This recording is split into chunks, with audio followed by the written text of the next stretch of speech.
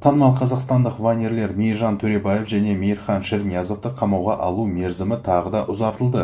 Алматы қаласының мамандандырылған ауданаралық тергеу соты шешім шығарғаны белгілі болды. Онда Төребаев әлі де қылмыстық іс материалдарымен танысып жатқаны айтылған.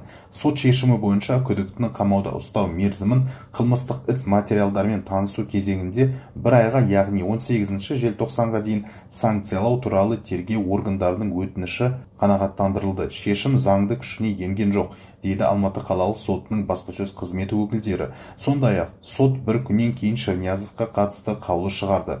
Оның қамауға алу мерзімі де тағы бір айға ұзартылды. Сот шешімі бойынша күдіктіні қылмыстық іс материалдармен танысу кезінде қамауда ұстау мерзімін бір айға, яғни 19 желтоқсанға дейін санкциялау туралы тергеу органдарының өтініші қанағаттандырылды, деп толықтырды сот өкілдері. Естеріңізге сала кетейік, үстіміздегі жылдың ақпан айында блогерлер Мейіржан Төребаев және Мейірхан Шерниязов Мудбарах Капитал қаржы пирамидасын құрды деген күдікке ілінген болатын.